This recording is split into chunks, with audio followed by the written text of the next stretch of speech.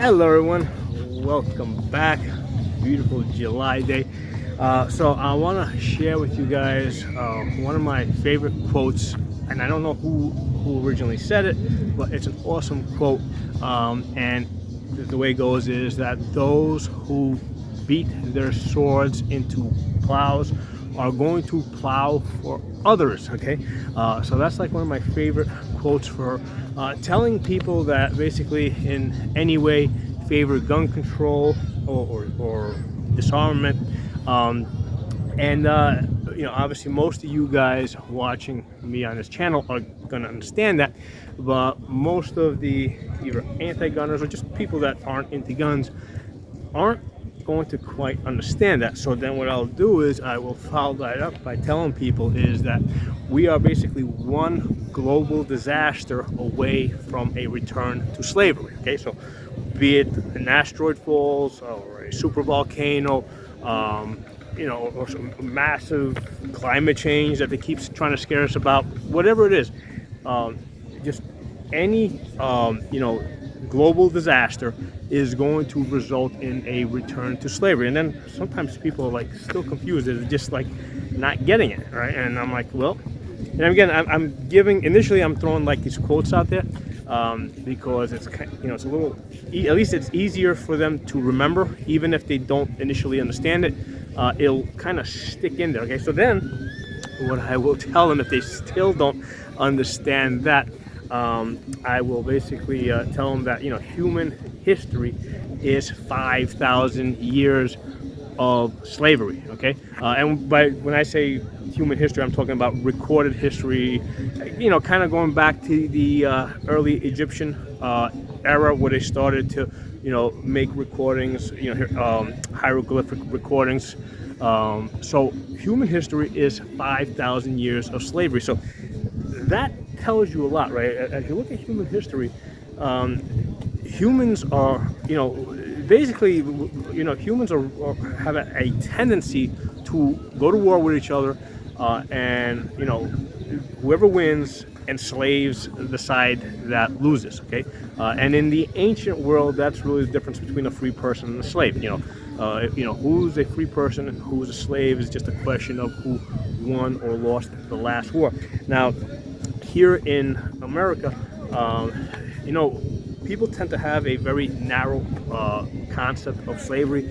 They look at like the 150 or so years of slavery here in the United States, and was it 150 years going back to like the pre-Constitution, going back into the early colonial area. Early colonial area was about 150 years. But people look at that and they think that that is the entire world of slavery, the entire history of slavery. And when people look at slavery in the United States, they tend to focus on the racial divide, right? They're like, okay, the blacks were slaves, the whites were not. So they think that slavery basically runs along those lines, and that's not the case at all. I mean, you can't just look at 150 years and basically forget the other like 5,000 years behind that. Okay, so I'll give you guys some of my family history. Okay, the place where my family originates from is Sparta in Greece. Okay, so I'm sure you guys saw the movie The Spartans, right? Great warriors. What the people don't understand or don't know the reason why the Spartans became a warrior society. Okay, the reason why the Spartans became a warrior society is what they did, right? Is they basically initially they basically enslaved the other Greeks around them, right? In the Peloponnesus, in the southern part of Greece, they attacked the other surrounding towns and they enslaved them. Okay, so the Spartans did not go to Africa to take slaves. Why the hell would they do that? They just went to the next town over. Okay, and the Romans did the same thing, right? The Romans didn't go straight up to like to the Germanic areas or into Gaul or to Africa to take slaves. The Romans initially took slaves from other Italian towns on the Italian peninsula. Okay, so the natural thing for people to do is to basically, rather than try to travel somewhere else, they're just going to go to the next town over, attack that, and take slaves. And that's what the Spartans did. Okay, and initially what happened with the Spartans is sometime around 700 BC, there was a great slave revolt, okay, which they almost lost. And then at that point they realized that, hey, we need to be able to control these slaves, these other Greek slaves, right? And the way we're going to do that is we're going to become this great military culture, okay? So that is the reason why the Spartans became the great military culture that they became.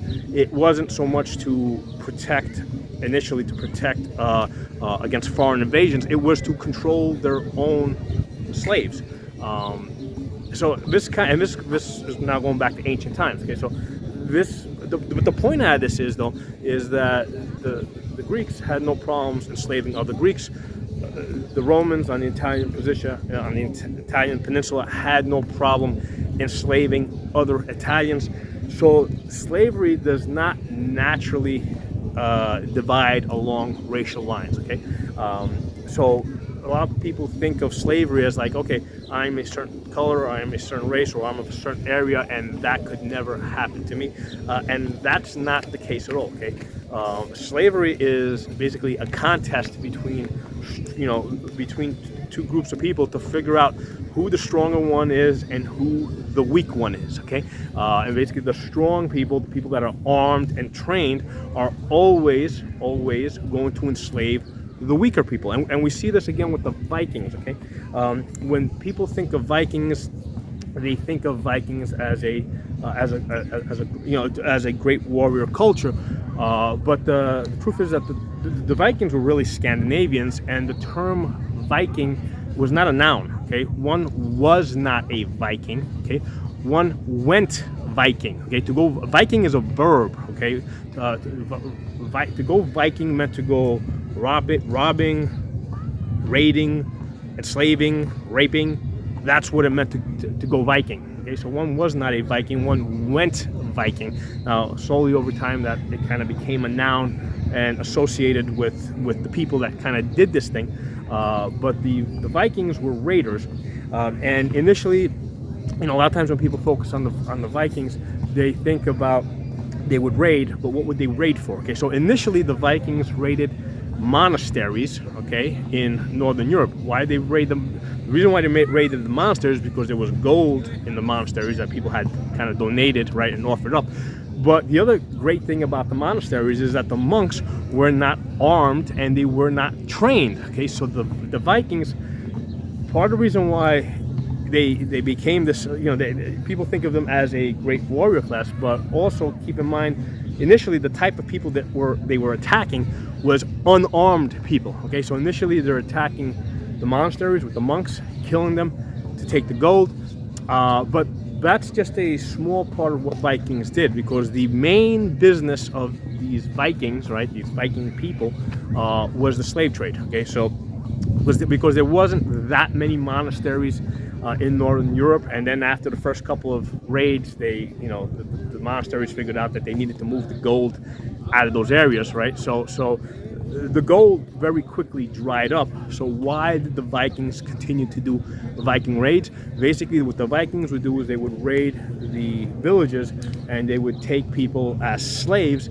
And what they would do is they would go down to like Spain, which was basically Arab at that time, right? The Arabs had occupied it, and they would sell these white slaves that they gathered in Northern Europe to the Arabs, either in Spain or maybe they went a little further into Morocco. But the Vikings did do quite a bit of traveling. I mean, in fact, Russia is named after the Rus, who were the Vikings. So the Vikings got around. Okay, so the Viking mentality was, because the Viking mentality was very simple. Okay, if you were strong, they traded with you. Right. So when they went down to the Arabs, they saw that they were strong. Right. They were organized at that time. They had good military culture. Right. Strong military culture. So they didn't try and raid the Arabs, although there was one instance where they did go to war. but it was small and isolated. But the point is that with the Arabs in Spain, they wanted to trade with them because they were strong. Okay, so the Viking mentality was, if you were strong, they traded with you. If you were weak, they enslaved you. Okay, and here's the thing: the Vikings were white, right? As white as you could possibly be, because they were from Scandinavia. So they had no problem enslaving other whites, okay, to basically sell them to Africans. Okay, so a lot of times people here in America, they try to focus on. I think there was some early event where they brought some early Irish over and they were enslaved, and people tend to focus on this, you know, this isolated incidents of Irish slaves in America. But forget that. I mean, go to the Vikings. I mean, the Vikings had absolutely no problem, you know, raiding Northern Europe, taking white slaves, right? So we got whites taking other whites as slaves and going down to the Africans, right? Because the Arabs basically came out of the African area, Morocco, right? And they had absolutely no problem selling white slaves into slavery in Africa. Okay, and likewise within Africa, the African tribes would, for many centuries, were going to war with one another, right? And basically, again, whoever lost the war became a slave. So within Africa, you had the tribes going to war, and the winners would take the losers as slaves. And then what eventually happened was that a lot of those strong tribes in Africa figured out, hey, there's this European market that we can start selling some of these captured slaves into, right? And that's how the slaves from Africa ended up in America, right, or in the Americas, right, including South America, Central America. It wasn't the Europeans that went into Africa and raided villages and took slaves. It was African tribes going to war with other African tribes, you know, and basically taking slaves, and then basically selling them to whatever market was available, locally, externally, whatever. The only difference is that, and this is an important point, that when you collect, basically slaves tend to have less value locally in the area where they are collected. Okay, so for example, when the Romans took slaves, the slaves that they took, like in Gaul, they had very little value because they could be easily replaced. So basically they would put them in the mines and they would work them to death, okay, without any regard for their health, because they could easily be replaced. Okay, but when the slaves that made it all the way into Rome or into the Italian peninsula, they generally had a higher value because because basically they were further from the battlefield, right, where slaves were made, and they were harder to replace. So if you manage to find your way into Rome, okay, as a slave, your general living conditions, your life was a lot better than if you were way out in the, like outside the city, outside of Rome, in the fields. And then if you were further away, as you got further away, let's say you got to the mines, again, you were completely, your life meant nothing. You were easily replaceable. Okay, and the question becomes, why did these slaves why were people willing to work as slaves? Because the reality is that the only reason why slavery ever existed, because a lot of people do in fact value their lives, or did value their lives more than their freedom. Okay, because if everybody valued their freedom more than their lives, everybody would die fighting or commit suicide or whatever before being willing to be a slave. Okay, so the fact that slaves have existed throughout the world tells you something about the human character, that people are in fact willing to become slaves for that temporary for that temporary safety. Okay, so Benjamin Franklin said that those that sacrifice freedom for temporary safety basically deserve neither.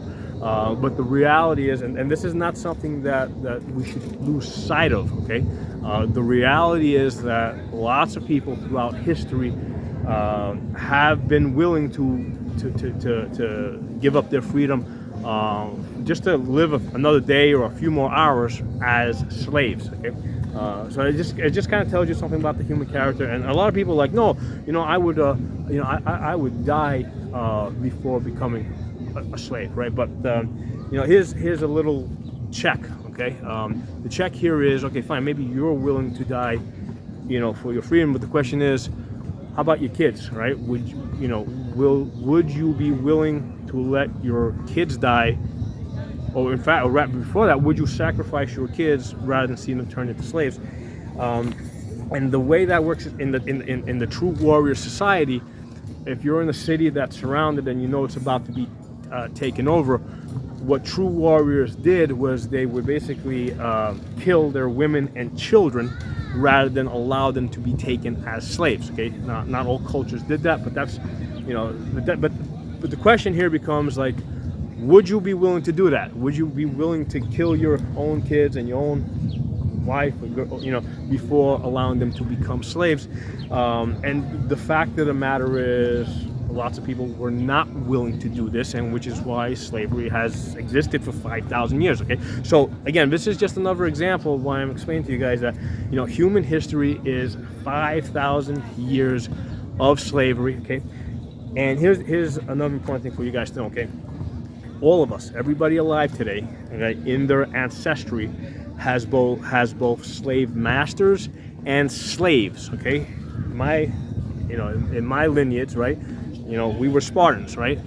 We were, not only were we slavers, right, we were among the best slavers that ever existed in history. Okay, and I'm totally cool with that. I own that, right? We enslaved the other Greeks, but here's the thing: when the Romans came around, we lost to the Romans, and the Romans enslaved us. Okay, so here's the thing: I am comfortable with both. I'm comfortable with my history. Okay, I am comfortable with the fact that in my ancestry, I have both slave master and slave, right? Because we were slave masters, when we were powerful Spartans, but then when the Romans conquered us, we became, slaves to them.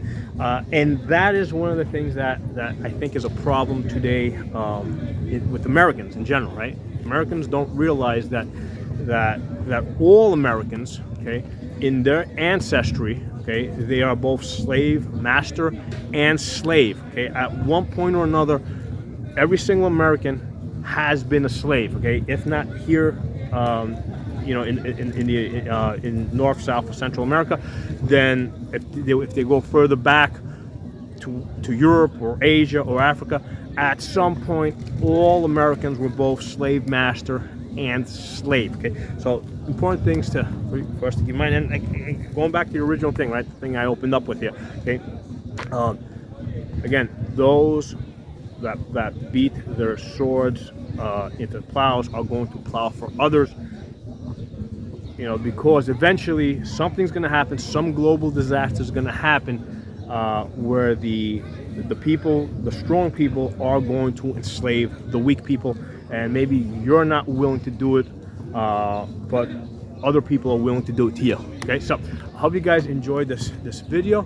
Drop some comments below, spread it, share it, and then, kind of finishing up here. One of the problems that we have here in America is that we have not really accepted the fact that we are all the descendants of both slave master and slave, and eventually, until people accept that, we're going to keep having these